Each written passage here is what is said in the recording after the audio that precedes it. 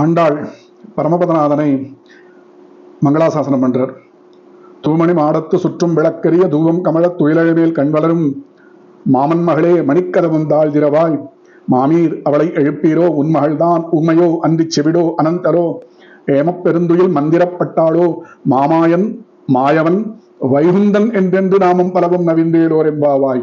மாமாயன் மாதவன் வைகுந்தன் அப்படின்ற அங்க ஒரு அடமொழியை போட்டு வைகுந்தன் சொல்லிட்டு பரமபதத்தை மங்களாசாசனம் பண்ற ஆண்டாள் இந்த ஒரு பாசுரத்துல. திருமழிசை ஆழ்வார்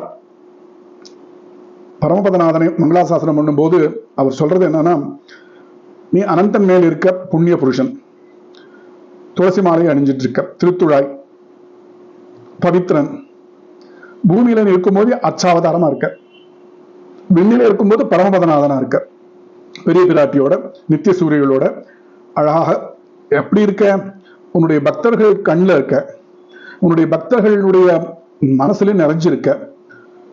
சில பேர் பூமியில சின்ன சின்ன சந்தோஷங்களை சிற்றின்பங்களை பார்த்து இதுதான் பேரின்பம் அப்படின்னு நினைக்கிறானா. அந்த பேரின்பத்தை அப்படிப்பட்ட மானிடர்கள் அவளால சிந்தையாலையும் நினைக்கவே முடியாத மாயாவினி. ஏன்னா அந்த சிற்றின்பத்தை பேரின்பம் நினைக்கிறானே அவனுக்கு பகவானுடைய அனுகிரகம் கிடைக்காது. அவன் எப்படி கஷ்டப்பட்டாலும் பகவானை நினைக்க முடியாது அப்படின்னு மாயாவி ஆகிடுற நீ அப்படின்னு நிறைய அர்த்தங்களை இந்த பாசுரங்கள் மூலம் திருமழிசை சொல்றார்.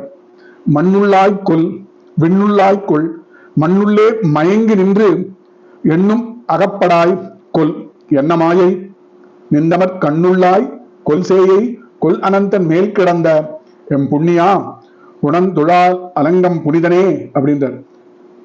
இப்ப முன்னாடி சொன்ன அர்த்தம் தான் இது. எல்லா இடத்துலயும் இருக்க, மனசுலயும் இருக்க, கண்லயும் இருக்க, அனந்தன் மேல இருக்க. ஆனா சிற்றின்பத்தை பேரின்பமா நினைக்கக்கூடிய மனுஷனுடைய சிந்தையில இருக்க மாட்டேன் மாயாவி அப்படின்னு அந்த பிரபந்தம் இது. திருச்சந்த விருத்தம்.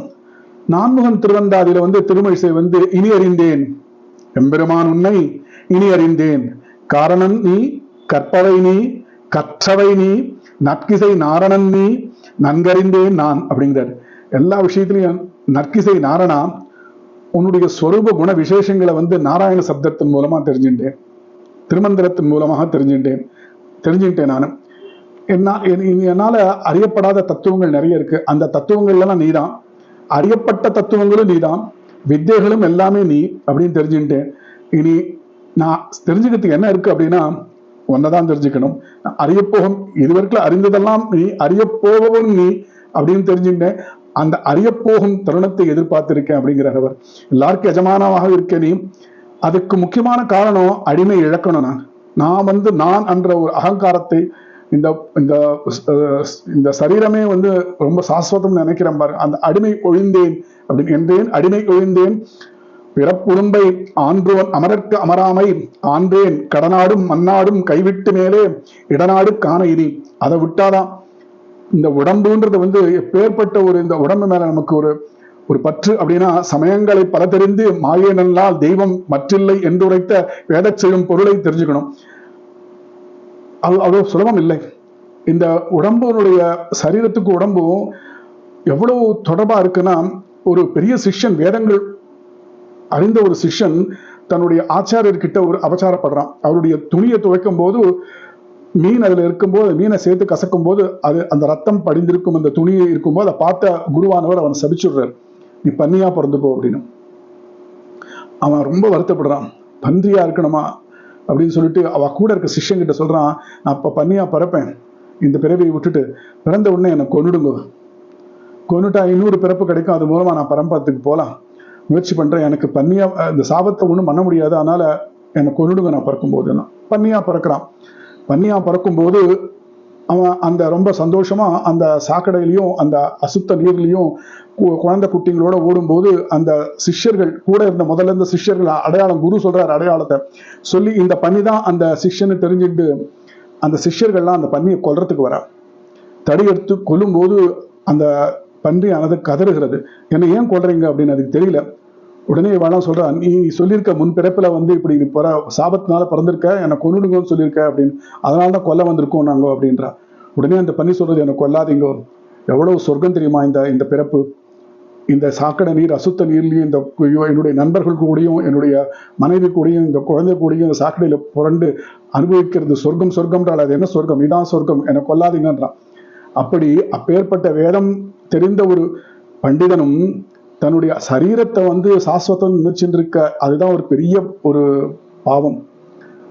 அதுல இருந்து மீள முடியாது, அவ்வளவு ஈஸியா மீளவே முடியாது. கைவல்லார்த்தியா இருந்த அப்புறம் தான் பகவத் லாபார்த்தி கிடைக்கும். ஆனா தேகத்தை இவ்வளவு இம்பார்ட்டன்ஸ் கொடுக்கறதுன்றது அந்த ஒரு கதையில நம்ம பாகவத கதையில தெரிஞ்சுக்கிறோம். பன்னியா பிறந்தப்புறம் அந்த பன்னியினுடைய பிறப்பு பெரிய பிறப்பு சொர்க்கம் நினைக்கிற மாதிரி ஒரு ஜீவன்களும் இந்த உடம்பு எப்பயுமே நமக்கு சாஸ்வதம்ன்ற மாதிரி ஒரு மாயை உண்டு பண்ணும். அதை விட்டு பகவானை அடையணும் அப்படின்றதுனால்தான் ஆழ்வார் சொல்றார், என்றேன் அடிமை இழந்தேன் பிறப்புடும்பை ஆன்றோன் அமரர்க்கு அமராமை ஆன்றேன் கடனாடும் மண்ணாடும் கைவிட்டு மேலை இடநாடு காண இனி. கடன் தான் இந்த உடம்பு வியாதி, உடம்புல வியாதி இல்லை, உடம்பே வியாதி அப்படிங்கிறார்.